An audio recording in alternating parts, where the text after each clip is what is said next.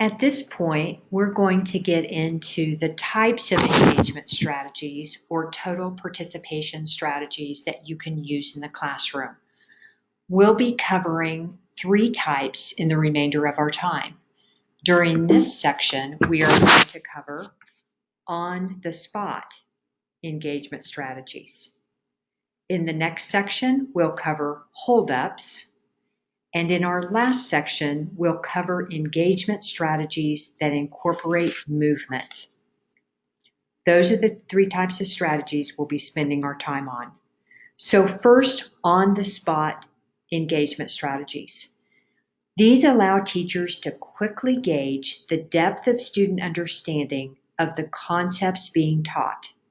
These are our activities that require very little or no advanced preparation by the teacher, and you can insert very quickly into a lesson the minute you notice there might be some cognitive dissonance going on or cognitive disengagement by the students. Or you can insert them strategically in selected spots in your lesson. So that's the definition of on-the-spot total participation techniques.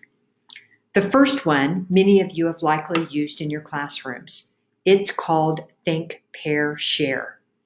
In ThinkPairShare, in step 1, a problem or question is posed by the teacher. In step 2, individuals, every student, are allotted think time. Another way to think about this is the wait time we talked earlier. After individuals have been given sufficient processing or think time, we move to step 3, pairs work. Students work together to collectively dialogue and discuss around the posed problem. In step 4, the problem and responses are shared with the entire class. Think, Pair, Share can be inserted almost at any place within the lesson when you feel disparity might be occurring. Another example of an on-the-spot total participation technique is a quick write.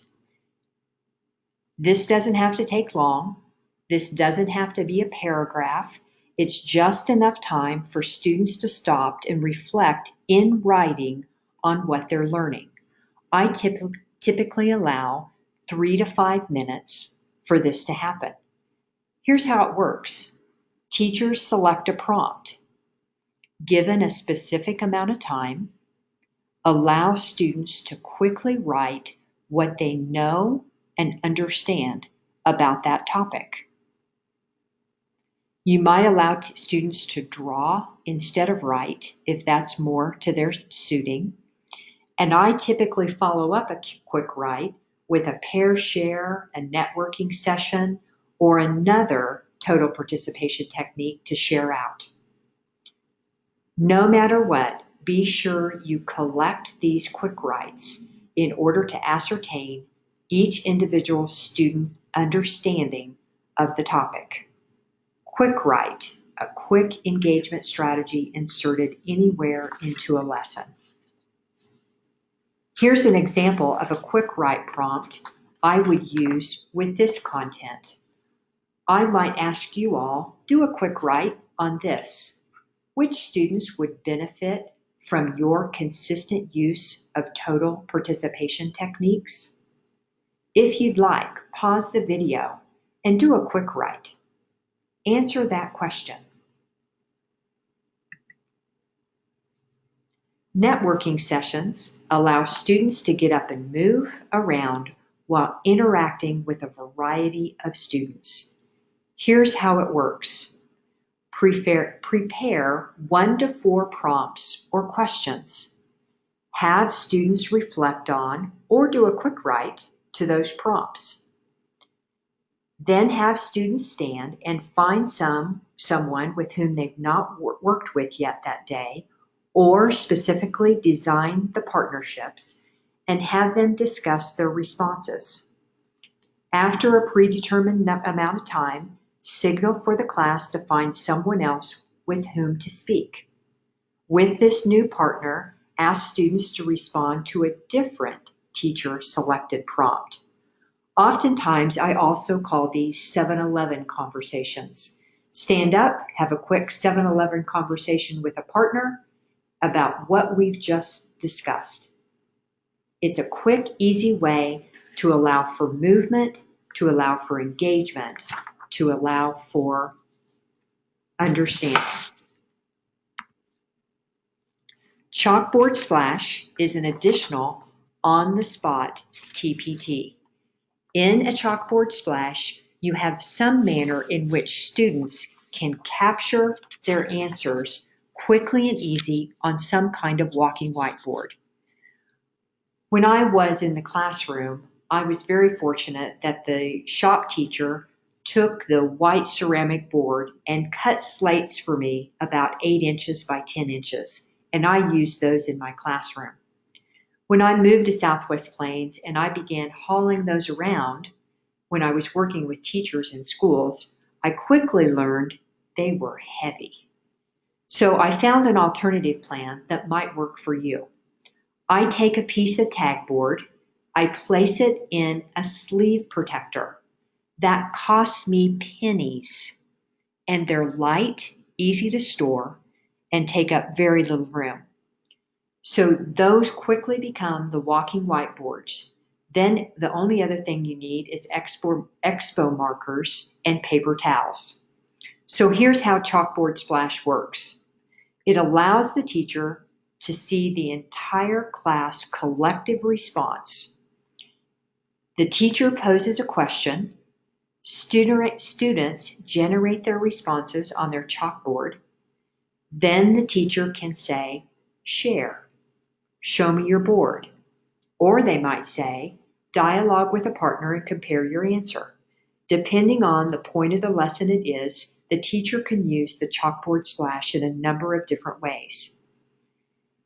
The primary point of Chalkboard Splash is that students do hold up their chalkboards for the teacher to get an idea about the collective understanding of the class.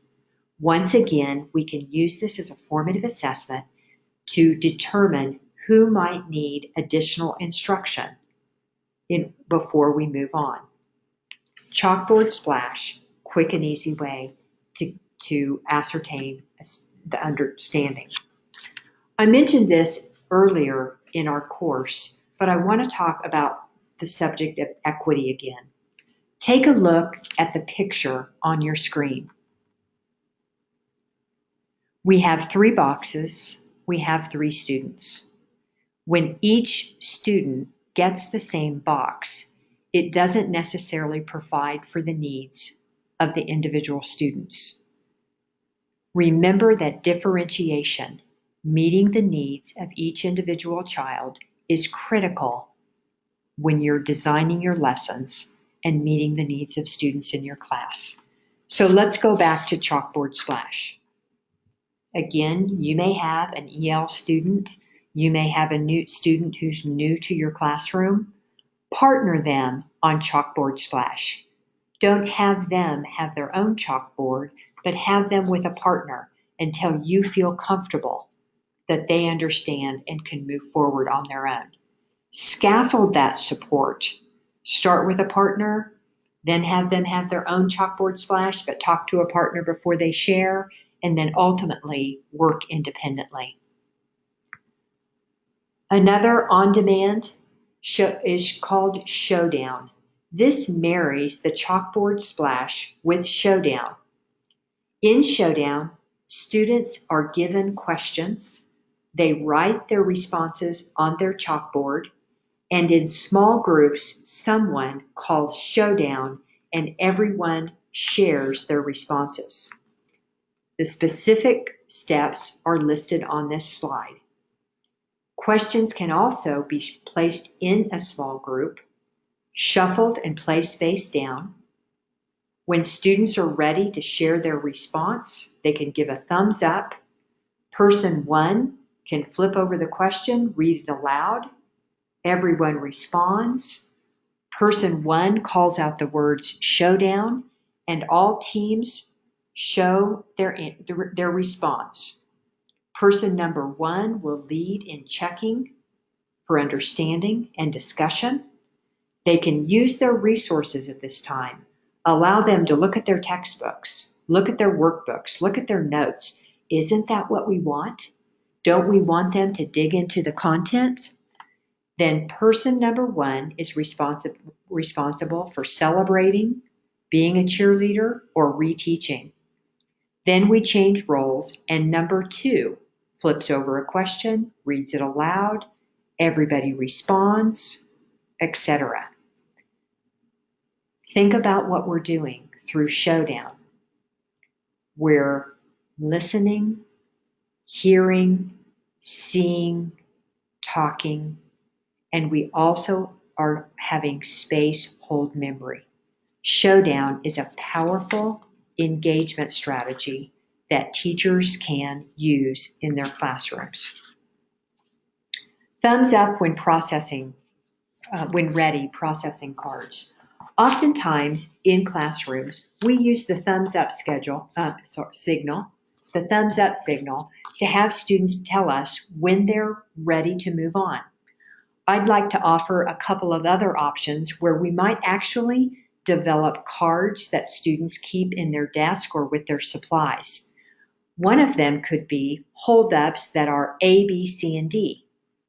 So rather than having students complete a worksheet and circling A, B, C, and D and turning it in, you could read the question aloud, and then students could hold up the card that reflects their thoughts on the correct answer. As the teacher scans the students, again, she's going to get a very quick formative assessment of what the students know and what she needs to reteach to the whole group or to individuals. Other holdups might include true-false cards. Hold up a true if they believe the statement is true, and hold up a false if they believe the statement is false. Holdups are a quick and easy way for a formative assessment, but highly engaging strategy. So review on the spot TPTs. We talked about ThinkPairShare. We reviewed quick writes and their application within our classroom, networking session or 7-Eleven conversations, Chalkboard Splash, Showdown, and thumbs up processing cards. Those are 6 examples of engagement strategies that educators can use right now, anytime, with very little preparation. Pause the video now. How might you incorporate these on-the-spot engagement strategies into your classroom?